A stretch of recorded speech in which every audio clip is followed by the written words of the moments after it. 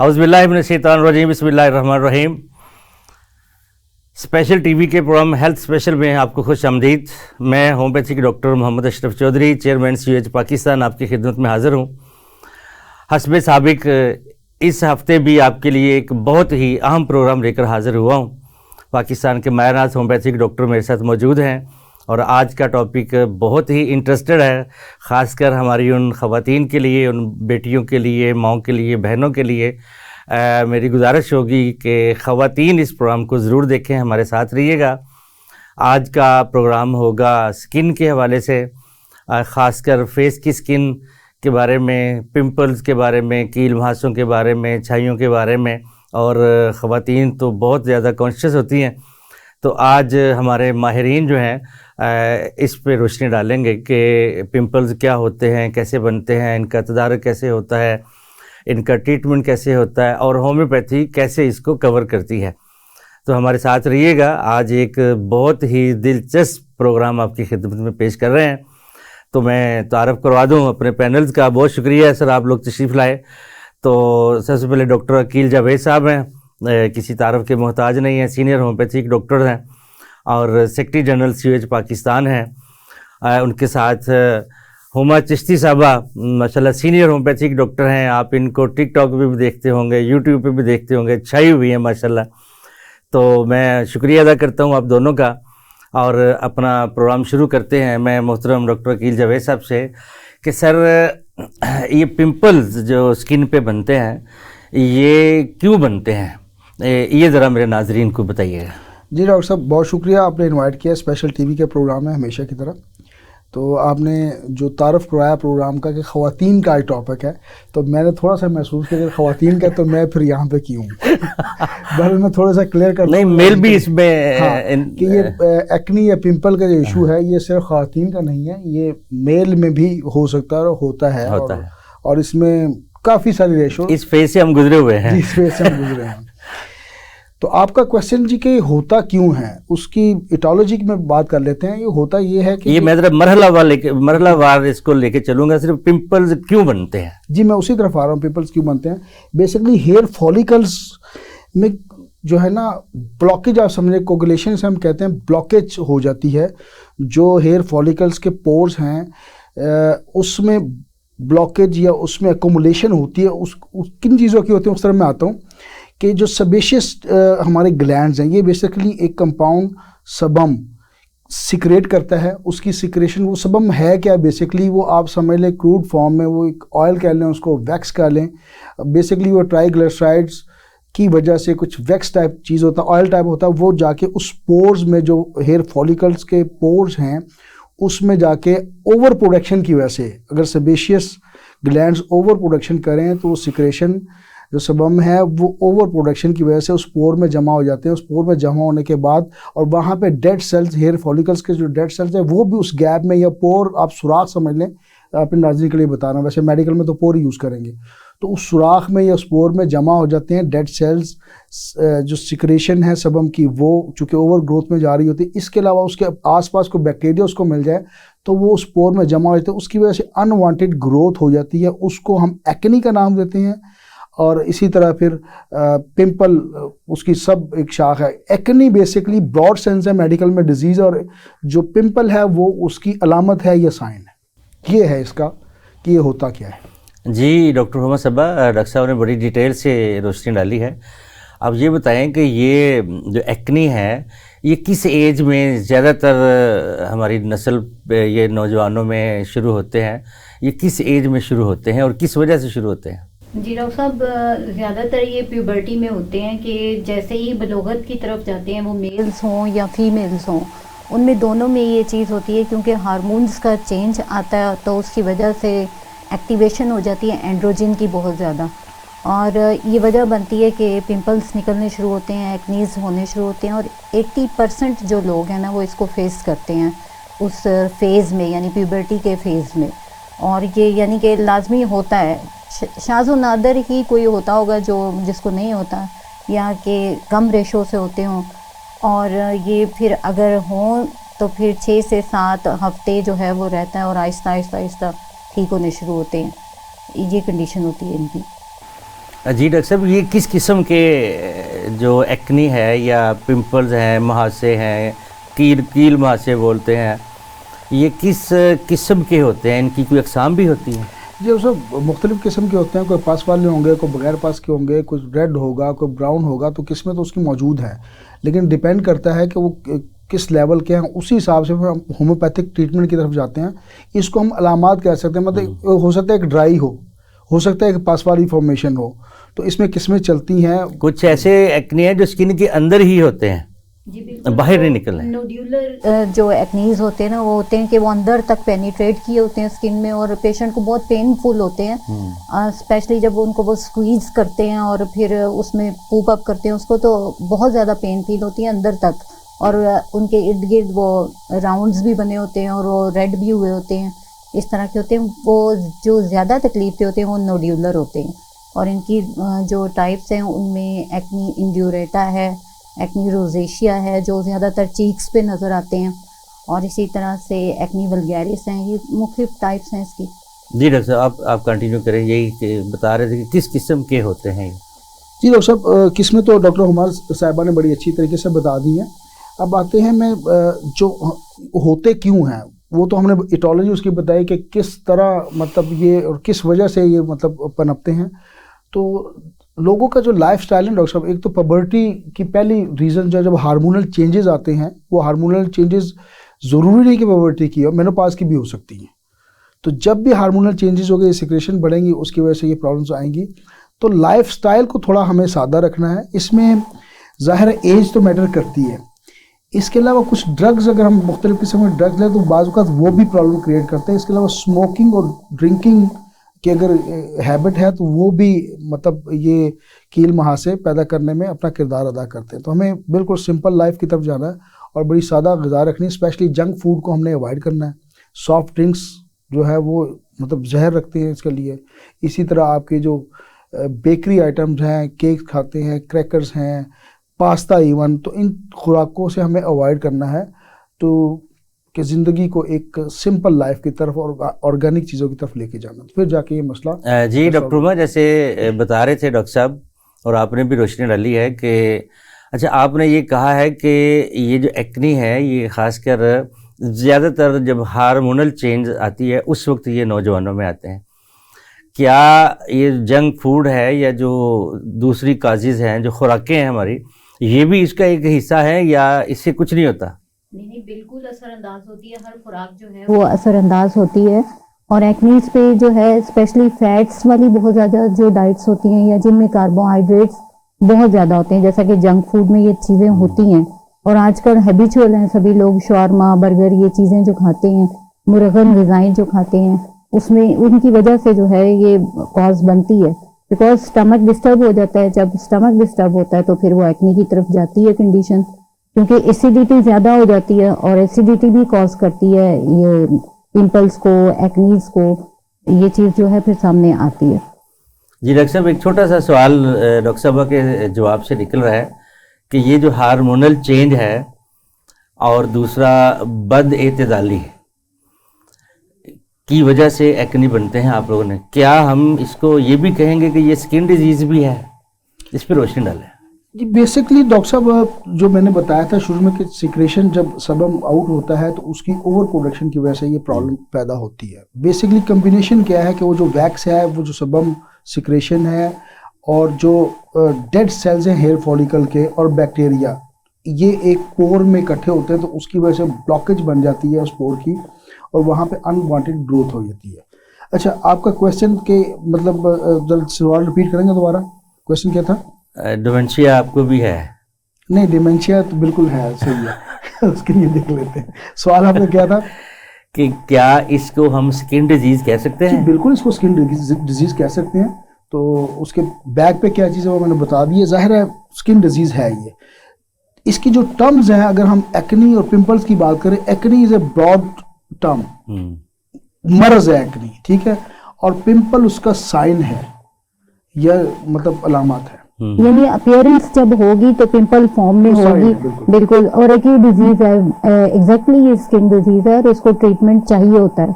लेकिन जब होता क्या है कि नॉर्मली हम रूटीन लाइफ में देखते हैं ना तो इसको कंसीडर नहीं किया जाता। आप समझते हैं कि time with the passage of time ये खुद ही ठीक हो जाएंगे, ये बात कही जाती है, हर कोई ये बात कहता है, तो लेकिन ऐसा होता नहीं है। इसको ट्रीटमेंट ये देना बात चाहिए। मैंने देखा 25-25 साल की खवातीन के फेस भरे होते हैं, हाँ जी बिल्कुल, ये तो 30 साल हार्मोनल तक चेंज तो नहीं हो रहा होता उस वक्त। नहीं, 30 साल तक ये फेस करते हैं।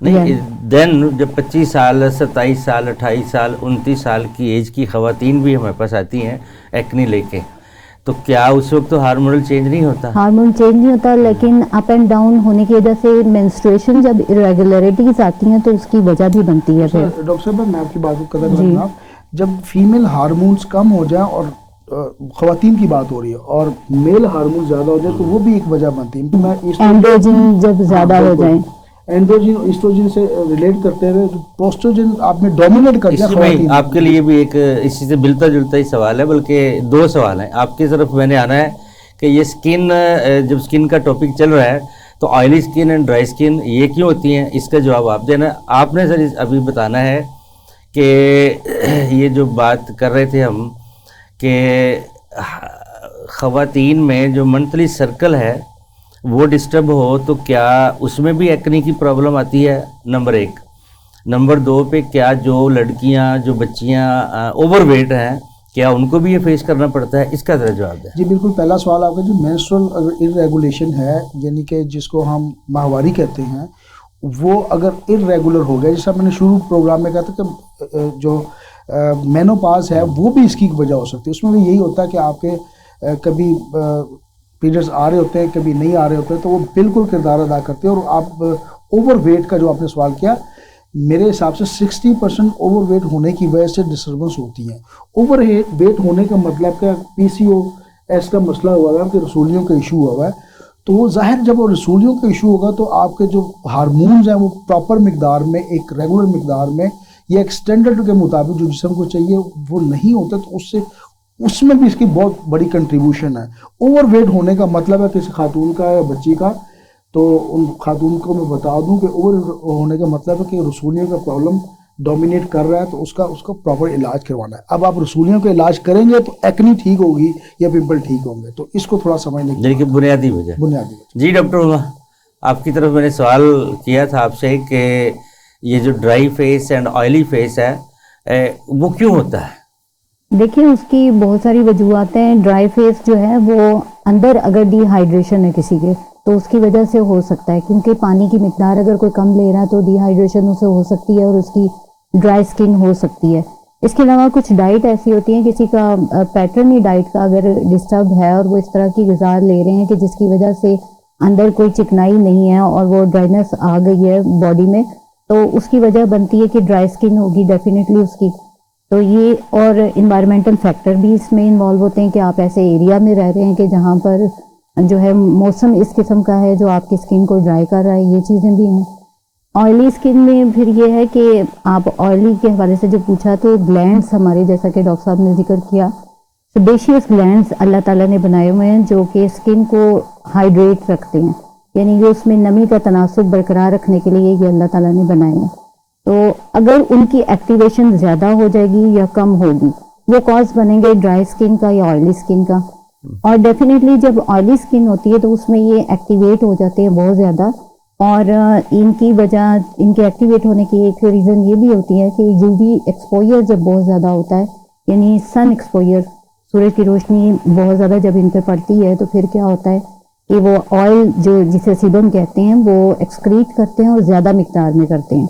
ये स्किन जो है ऑयली हो जाती है ज़्यादा और इसी वजह से ब्लॉकेज आना शुरू होता है, स्किन के पोर्स बंद होने लगते हैं और फिर एक्ने होने लगते हैं। ये बड़ी अच्छी बात की डॉक्टर साहब ने। अब सर आप ये बताएं कि बाज़ कात मेल या फीमेल ख़वातीन या शेफ़ जो हैं ये सारा दिन हीट के आगे, हाई फ्लेम के आगे रहते हैं, क्या ये भी है इसकी वजह से भी कोई एक्ने का प्रॉब्लम हो सकती है? जी एग्जैक्टली डॉक्टर साहब, जैसे डॉक्टर साहब ने प्रोवाइड, एनवायरमेंटल इश्यूज इसमें बड़े काउंट करते हैं। वेदर इसमें काउंट करेगा, एनवायरमेंट काउंट करेगा, किस एनवायरमेंट में आप रहे हैं। ज़ाहिर है वो बंदा या बंदी जो है किचन में अगर काम कर रही है तो उसमें कॉम्प्लिकेशंस हो सकती हैं। एक तो आप स्मोक, जैसा मैंने शुरू में कहा कि स्मोकिंग वाले लोगों को इशू हो सकता है, तो स्मोक जब आप डायरेक्ट इनहेल करते हैं तो कॉम्प्लिकेशन उससे पैदा हो सकती है। दूसरा, किचन में आप देखें ना कि कुछ मटेरियल ऐसे होते हैं जिस तरह घी है, ऑयल है, तो वो भी आप डायरेक्ट अंदर ले रहे हैं, उससे खैर स्किन ऑयली तो नहीं होती। तो स्किन ऑयली का इशू, जो ऑयल का हम उर्फे हम में मतलब लेमैन के लिए बात कर रहा हूँ, कि लोग कहते हैं ऑयली स्किन है, हेल्दी, जो मतलब नहीं है कि वो ऑयल ज़्यादा लगा रहे हैं, लेकिन वो ट्रिगर फैक्टर हो सकता है। अल्टीमेटली सेबेशियस जो ग्लैंड्स है वो ओवर सिक्रीशन जब सबम का कर रहे होते हैं, तो उसकी वजह से अगर वो ओवर प्रोडक्शन है तो स्किन ऑयली है, और अगर वो अंडर प्रोडक्शन है बिल्कुल वो ड्राइनेस का इशू होगा। जी, तो नाजरीन, बड़ा दिलचस्प प्रोग्राम चल रहा है, तो एक ब्रेक का वक्त हुआ चाहता है। हम मुख्तसर सी ब्रेक लेते हैं और ब्रेक के बाद दोबारा आपकी खिदमत में हाज़िर होते हैं। हमारे साथ रहिएगा। जी, तो नाजरीन, ब्रेक के बाद दोबारा आपकी खिदमत में हाज़िर हैं। बड़ा ही इंटरेस्टेड आज का प्रोग्राम है, उस पर बात हो रही है।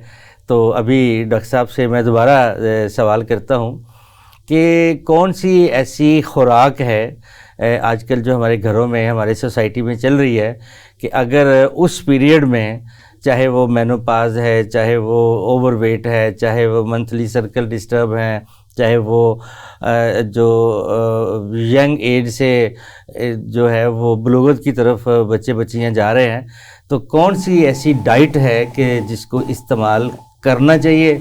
आप सर ये बताएं। डॉक्टर साहब, मैं पहले ये बता दूं कि कौन सी डाइट इस्तेमाल नहीं करनी चाहिए, उसका वो डॉक्टर साहब बताएंगे। ऑलरेडी वैसे हम ऊपर टेस्ट दे चुके हैं। उनके अलावा जो भी आपको मिले, अल्लाह ताला की नेमत लेनी चाहिए। वो अगेन जंक फूड की तरफ मामला आ रहा है, क्रैकर्स की तरफ आ रहा है, पेस्ट्रीज आपने अवॉइड करनी है, केक्स आपने अवॉइड करनी है, और कुछ ऐसी ड्रग्स हैं जो आप मुख्तलिफ बीमारियों में लेते हैं, उसका ख्याल रखना है। स्मोकिंग आपने अवॉइड करनी है, ड्रिंकिंग आपने अवॉइड करनी है। ये चीज़ें करेंगी या करेंगे तो फिर जाके जान छूटनी है, और ओवरवेट को आपने कंट्रोल करना है। उसके लिए ज़ाहिर है सादी ग़िज़ाओं की तरफ हमने आना है। हमने गोश्त और इस किस्म के मामला से निकल के, चिकन से, मटन से और बीफ से निकल के सादा लाइफस्टाइल की तरफ, भिंडी, साग, तोरी, टिंडे, अब वो खुराकें हैं जो हमारे घिया, ये वो खुराकें जो यंगस्टर अगर सुनेंगे तो हंसेंगे, डॉक्टर साहब हमें किस तरफ लगा रहे हैं। तो ये मलाई बोटी और शाही बोटी और टिक्का बोटी और ये कबाब, बीफ, चिकन, ये वो सब अवॉइड करने हैं जी। ये सिर्फ इसके लिए नहीं, एक्नीज के मसले के लिए नहीं, ये ओवरऑल बॉडी के लिए नुकसानदेह। और बकौल डॉक्टर बिलाल सिंह भी कहे कि जी वो सलाद आपने यूज करने हैं, तो कभी डॉक्टर बिलाल सिंह को बुला लिया करें, सर मिस कर रहे हैं उनको, इसके अलावा आता ही कुछ नहीं है, सलाद का ही सलाद ही बताते हैं। जी डॉक्टर साहब, आप बताएं कि आप इसमें इजाफा करें। जी डॉक्टर साहब, ऐसा है कि कैफीन रिलेटेड जो प्रोडक्ट्स हैं ना, वो भी एक्नी को प्रमोट करती हैं, वो ज्यादा करती हैं, क्योंकि स्टिमुलेंट जितने भी होंगे ना, हाँ जी, कॉफी, चाय, स्मोकिंग में भी कैफीन, हाँ जी, ये चीजें। इसके अलावा जो मुर्गन किस्म के जो खाने होते हैं, वो भी बहुत ज्यादा डीप फ्राई जो चीजें होती हैं, डीप फ्राई मतलब फ्राइड जितनी भी डाइट्स है ना, वो भी प्रॉब्लम करती हैं। इसी तरह अगर कोई ड्राई फ्रूट्स का ज़्यादा यूज़ करता है, उससे भी ये कंडीशन होती है, क्योंकि वो भी स्टिमुलेट करते हैं, उससे भी ब्लड सर्कुलेशन ज़्यादा होती है, तो वो भी एक वजह बनती है। फिर ओवर कॉस्मेटिक्स जो यूज़ है ना, वो भी एक वजह होती है। और हमारी होम्योपैथी की ब्यूटी ये है कि देखें कि उसमें पर्टिकुलरली इसलिए भी मेडिसिन मौजूद है कि अगर कॉस्मेटिक की वजह से जो है वो एक्नीज हो गए हैं, तो उसकी भी मेडिसिन मौजूद हैं। डॉक्टर साहब के उस जवाब में थोड़ा ऐड करता हूँ कि उससे पीएच वैल्यू, हमारी स्किन की पीएच वैल्यू वो डिस्टर्ब हो जाए। जब मुख्तलिफ किस्म के कॉस्मेटिक्स लगाते हैं तो पीएच वैल्यू डिस्टर्ब होती है, क्योंकि स्किन ऑलरेडी सेंसिटिव होती है, तो वो रिएक्शन के तौर पर फिर पिंपल और स्पेशली जो ट्रेंड है कि स्किन वाइटनिंग की जो क्रीम्स यूज करती हैं लड़कियां, बहुत ज्यादा यूज करती हैं, तो उसकी वजह से भी, क्योंकि उसमें मरकरी का बहुत ज्यादा एलिमेंट शामिल होता है और स्टीरॉइड्स बहुत ज्यादा होते हैं, तो उसकी वजह से क्या होता है कि स्किन थिन हो जाती है, और फिर वो उसके ऊपर पुस्ट्यूल्स भी और पिंपल्स भी, ये चीजें जल्दी जो है वो बनना शुरू हो जाती है, में वो गैप कवर होता है, हाँ जी, तो ये वजह फिर ज्यादा बनती है। और इसी के अलावा जो है हॉट और ह्यूमिड किस्म का जो इन्वायरमेंट होता है, ये भी एक वजह होती है। एक गर्म भी और नमी भी जहाँ पर हो, तो वहाँ पर भी जो है एक्सपोजर एक्नीज का ज्यादा हो सकता है। सर, एक होम्योपैथिक डॉक्टर कैसे जज कर सकता है कि ये जो एक्नी का पेशेंट मेरे सामने बैठा है, ये स्किन प्रॉब्लम के साथ आया है, ये बदइतदालियों की बुनियाद पे आया है, ये ब्लड की ख़राबी की वजह से आया है? कैसे आप इसको मेंशन करेंगे या कैसे करेंगे कि ये कैसे पेशेंट आया मेरे पास? जी डॉक्टर साहब, बिल्कुल आपने इसके कोई लैब टेस्ट भी होंगे या हिस्ट्री लेके ही पता बड़ा चलेगा? आपने अच्छा सवाल किया कि होम्योपैथ इसको कैसे देखता है? अच्छा, होम्योपैथ जो भी डॉक्टर होगा वो लैब टेस्ट पर तो बिल्कुल यकीन नहीं करता, सिम्टम्स पे जा रहा होता है। अब मिसाल के तौर पे मेरे सामने एक पेशेंट आता है या आती है, मुझे सबसे पहले उसके एज ब्रैकेट को चेक करना कि उसका एज ब्रैकेट क्या है। अगर उसका एज ब्रैकेट टीन्स में है, यानी कि 14, 15, 16, 17, 18 और 19 में है, तो मुझे वहाँ पे इस शक शुबे का इज़हार करना चाहिए कि पबर्टी के फेस से ये बंदा ये बंदी गुजर रही है। तो मुझे सबसे पहले वो ध्यान रखना है कि हार्मोनल चेंजेस हैं क्या है। अच्छा, हार्मोनल चेंजेस जब भी होंगी वो एक वक्ती फेज़ होगा, 6 महीने, साल। मेडिसिन ज़ाहिर है उसमें किरदार अदा करती है। अगर हार्मोनल चेंजेस होंगी तो मुझे एक सिम्टम मिल गई, hormonal changes due to puberty है तो मुझे एक सिम्टम मिल गई है।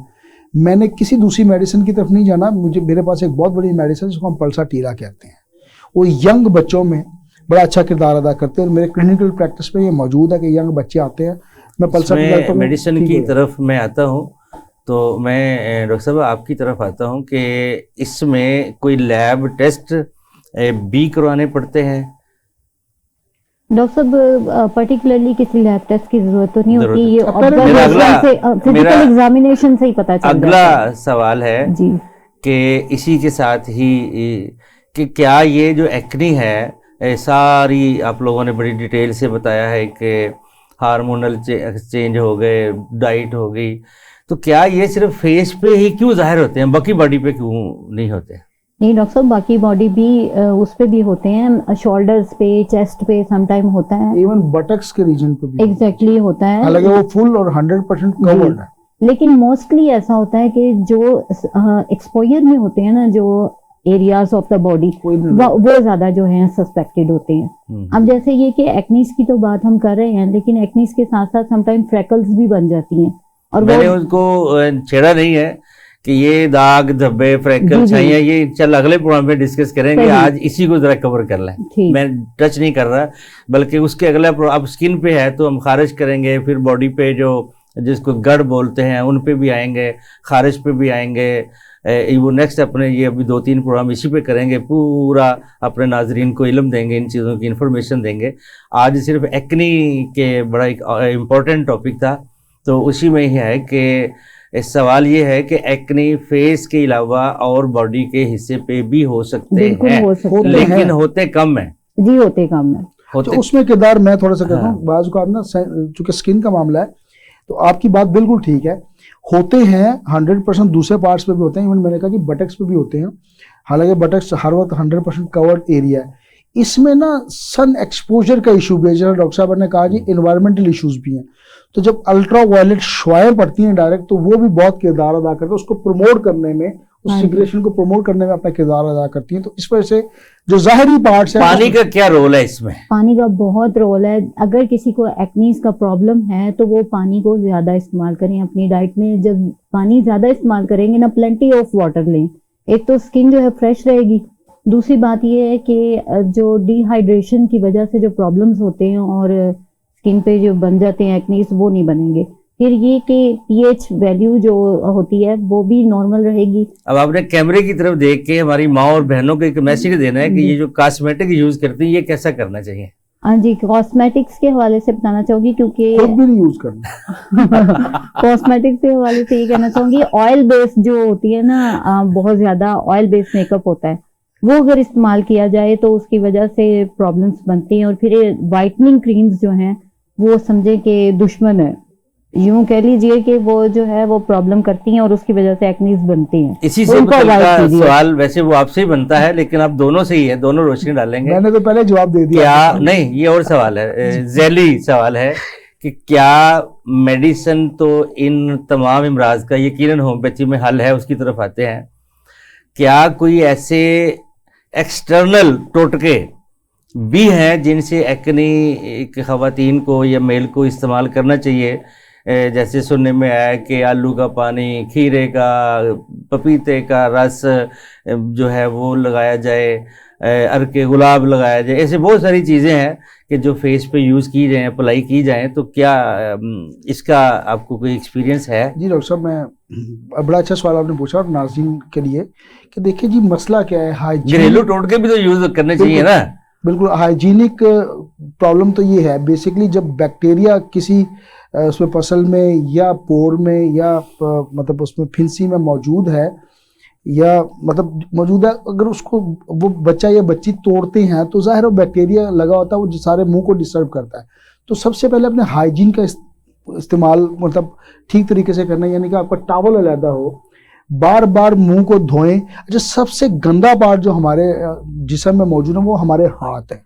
मैंने ये टेबल टच किया, ये मोबाइल टच किया, मुसाफे किया, उसमें बैक्टीरिया जर्म हर किस्म के, और अगर मैं आदी हूँ हाथ लगाने का मतलब मुंह को, तो जाहिर है वो डेवलप हो सकता है एक हेल्दी इंसान में भी, बैक्टीरिया तो मौजूद है वहाँ पे। तो आपने ये करना है, साबुन जो भी अवेलेबल है, आपने क्लीजिंग का बहुत ख्याल रखना है, बार बार मुंह हाथ धोएं, अगर कुछ चीज़ मौजूद नहीं तो पानी के छटे मारें और अपने आप को साफ रखने की कोशिश करें। लेकिन डॉक्टर साहब यहाँ थोड़ा सा ऐड करना चाहूँगी, किचन की आइटम आप बता दीजिए, इसमें किचन की कौन सी आइटम? इसमें ये कि ना आपने कहा फेस वॉश का भी और हाथ धोने का बहुत ज्यादा वाकई इंपॉर्टेंट रोल है, लेकिन ये कि फेस को जिनके एक्नीज हों वो 2 दफा से ज्यादा नहीं धोएं। बार बार अगर वॉश आउट करेंगे ना तो वो भी स्क्रबिंग की वजह और यानी बार बार रगड़ना साफ करना, ये भी जो है वो एग्रावेट करता है एक्नीज को। तो हाँ, अगर स्क्रब करेंगे तो फैलेगा और डेफिनेटली इन्फेक्टेड हो सकता है, इन्फेक्शन बढ़ सकता है। नहीं, टोटका कोई बताएं खवातीन टोटका जो है वो एक पिंपल्स के लिए जी नेचुरल एक चीज जो है एलोवेरा जो जेल होती है ना, जो फ्रेश प्लांट होता है एलोवेरा का, उसकी जेल लेके तो उसमें जो है जितनी वो और उतना ही जो है रोज वाटर अगर ऐड करके वो लगाते हैं, तो ये एक ऐसी चीज है जो इसका साइड इफेक्ट नहीं है, तो वो लगाएं और उससे जो है बेहतरी आती है। ना सिर्फ ये कि दाने ठीक होते हैं बल्कि स्किन अच्छी होती है। उसके अलावा डॉक्टर साहब प्याज का पानी, अगर हम किचन की बात करें तो प्याज का पानी भी काफ़ी लोग इसको समझते हैं, बेसिकली हकीम लोग एडवाइस करते हैं कि प्याज का पानी लगे, चूँकि आयरन बेस होता है तो वो इससे भी फर्क पड़ता है ये पिंपल्स में। जी।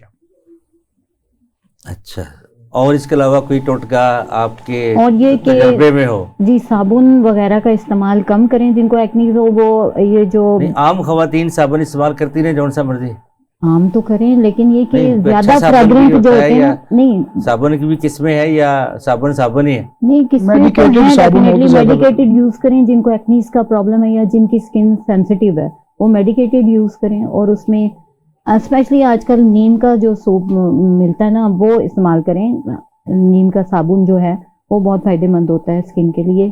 और नीम के साबुन में नीम होती है वैसे? हाँ जी होती है। अच्छा, तो वैसे नीम का पानी यूज कर ले ज्यादा बेहतर नहीं? वो हर कोई कर नहीं सकता। ये आजकल मैं इस पे वर्क कर रहा हूँ, मेरी चल रही है बातचीत ये साबुन पे, नीम सोप और वाइटनिंग का सोप पिंपल एक्ने के लिए, ये एक बात चल रही है। तो चैरिटी बिगिंस फ्रॉम होम होती है डॉक्टर साहब। ये इंशाल्लाह अनकरीब इंशाल्लाह ये जो है CUH के प्लेटफॉर्म से सोप एक जो है ये इंशाल्लाह मार्केट में आएगा, एक्ने के लिए आएगा, नीम सूप आएगा, 2-3 किस्म के। बाकी फ्रेश जूसेस वगैरह का इस्तेमाल करें तो डेफिनेटली इन चीज़ों से बच सकते हैं। बेकरी आइटम्स जैसे कि डॉक्टर ने कहा कि ना करें। देखिए जी फ्रेश जूसेस होने चाहिए। ऑरेंज बहुत ज्यादा आजकल सीजन है, सस्ता भी है और वफर भी है, ये अल्लाह का खास एहसान है पाकिस्तान की। इम्यूनिटी भी ठीक करता है, विटामिन C उसमें बहुत ज्यादा रिच होता है। और जितने भी जूसेस हैं फ्रेश जूसेस में लें आप। अच्छा, एक चीज है कि बहुत सारे लोग जो हैं लेमन यूज करते हैं, वो पिंपल्स हो तो उसको लगाने के लिए भी करते हैं फेस पे और पीने के लिए भी करते हैं, लेकिन ये याद रखिए कि जिनको स्टमक का इशू है उनकी एसिडिटी की वजह से वो एग्रावेट हो सकता है प्रॉब्लम, तो उसको अगर किसी ने फेस पे यूज करना है तो वो उसको प्योर नहीं यूज करें, या तो रोज वाटर में यूज करें तो, या कोई भी चीज लिक्विफाई करके उसके साथ ग्लिसरीन ऐड कर लें। ये जो होम्योपैथिक डाइल्यूशन उसमें यूज कर सकते हैं लोग सब? क्या चीज? लेमन? जी लेमन होम्योपैथिक डाइल्यूशन में यूज कर? नहीं, वो उससे जो है वो फर्क आ सकता है। कैसे? अगर डाइल्यूशन में कोई चीज नहीं यूज होगा, क्लींजिंग के लिए तो ठीक ही होगा। हाँ जी बिल्कुल, क्लींजिंग के लिए होम्योपैथिक डाइल्यूशन उसके लिए बहुत बिल्कुल, हमारी कैलेंडुला क्लींजिंग के लिए बहुत अच्छी चीज है, बहुत बेहतरीन। ये जो पिछले कोरोना के सिलसिले में वो सैनिटाइजर आए थे, हाँ जी, तो वो कैलेंडुला का दुनिया का बेहतरीन सैनिटाइजर था, होम्योपैथी बादशाह थी उसमें भी, और बहुत सारे लोगों ने ये सैनिटाइज़र बनाए और मार्केट में फेंके थे और लोगों ने बड़ा फ़ायदा उठाया था। अब आते हैं जी इलाज। पिंपल्स मुख्तलिफ़ किस्म के होते हैं। कुछ ऐसे पिंपल है जो स्किन के अंदर रह जाते हैं, पेनफुल होते हैं, उनके लिए आप क्या तजवीज़ करते हैं? या मेरे ऐसे जो हमारे नाजरीन हैं, बच्चे बच्ची हैं, उनको अगर कोई भी प्रॉब्लम हो कि स्किन के अंदर हो, बाहर ना निकलें, उनको फीलिंग हो कि अंदर एक्नी है लेकिन उसका मुंह नहीं बन रहा, बाहर नहीं आ रहा, तो उसके लिए वो क्या करें? जी डॉक्टर साहब, आपका जो क्वेश्चन है बेसिकली वो सिस्ट बेस एक्नी की आप बात करें जो अंदर छुपा, तो उसको हम सिस्ट का नाम दे सकते हैं, छोटी सी गिल्टी टाइप मतलब वो हो सकती है। उसके लिए हमारी जो मेडिसिन सेलेशिया ये बेस्ट है, वो उसको निकालती है, उसको साफ करती है। अगर उसमें पस है फिर तो हाई डोज में देनी चाहिए। जी बिल्कुल हाई डोज में दें। पहले उसको निकालेगी, फिर उसके पस को साफ करेगी और इंशाल्लाह केस क्लियर कर देगी। सिस्ट बेस जो अंदर वाली मतलब अगर आप एक्नी की बात कर रहे हैं, वो आपकी बात ठीक है, वो बड़ी पेनफुल होती है और उसमें बात करो सेंसिटिव भी होती है। तो सेंसिटिव टू टच है तो हैपर सल्फ साल में मदद करेगी, प्लस आप सलेशिया देंगे वो निकल आएगी और उसकी पस फॉर्मेशन जो अंदर बनी वो बाहर आएगी और सूख जाएगी। बिल्कुल। आप इसमें कुछ दवाइयाँ बताएं। डॉक्टर साहब, काली ब्रोम बहुत अच्छा काम करती है। जैसा कि आप बात कर रहे थे कि अगर बॉडी के डिफरेंट ऑर्गन्स पे भी हो सकते हैं, ये तो चेस्ट पे हो और क्या कहते हैं शोल्डर्स पे अगर हैं एक्नीज वगैरह, तो काली ब्रोम बहुत अच्छा काम करती है।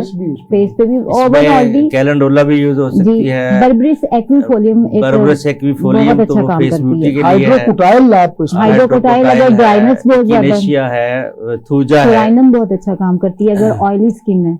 लेकिन डॉक्टर साहब एक मैं यंगस्टर के लिए, अगर यंगस्टर में ये इशू है, पुबर्टी का इशू है, तो सिर्फ पल्साटीला मेडिसिन है, क्योंकि उसमें देखें स्टमक के इश्यूज हैं और बेकरी आइटम्स का भी अगर सब है। जो मुंह बना हुआ है पिंपल्स का वो व्हाइट कलर में है तो हिपरसेल्फ वहां पे बड़ा अच्छा हाँ, काम बहुत अच्छा काम करती है। जी। तो नाजरीन, ये था आज का टॉपिक। यकीनन आपको ये टॉपिक बहुत पसंद आया होगा। हमारे सीनियर होम्योपैथिक डॉक्टर ने बड़ी डिटेल के साथ एक्नी और पिंपल, इनकी वजूहात और इनकी रीजन्स, काजेज एंड होम्योपैथिक अद्वियात से ट्रीटमेंट। अगर आप एक्ने या पिंपल के मर्ज में मुब्तला हैं तो आप किसी भी क्वालिफाइड होम्योपैथिक डॉक्टर के पास जाकर अपना ट्रीटमेंट करवा सकते हैं। इंशाअल्लाह होम्योपैथी एक फितरी और शाफी तरीका इलाज है जो आपको कभी भी मायूस नहीं करेगा। एहतियात भी बताई और इसके अलावा खुराक की बदइतदालियाँ भी डिस्कस हुई। आप सादा लाइफ गुजारें, होम्योपैथी पे एतमाद करें। आज का प्रोग्राम यही ख़त्म करते हैं। इंशाल्लाह अगला प्रोग्राम फ्रैकल, छाइयाँ, दाग धब्बे पे होगा। तब तक के लिए अपना ख्याल रखिएगा, अपने कुर्बो जवार के लोगों का ख्याल रखिएगा, खुश रहिएगा। पानी का इस्तेमाल ज़्यादा कीजिएगा। पानी ठंडा नहीं, पानी गर्म नहीं, बल्कि पानी नरम पीना है। नरम से मुराद है नीम गर्म पानी ज़्यादा से ज़्यादा आजकल इस्तेमाल करें। इंशाल्लाह आप सेहतमंद रहेंगे। फीडबैक के लिए हमारा नंबर है 0333422952। इंशाल्लाह हम आपकी तमाम सवालों के जवाब देंगे। आप इंक्वायरी कर सकते हैं, मैसेज कर सकते हैं। आपका बहुत शुक्रिया। खुदा हाफिज़। पाकिस्तान जिंदाबाद। होम्योपैथी पाइंदाबाद।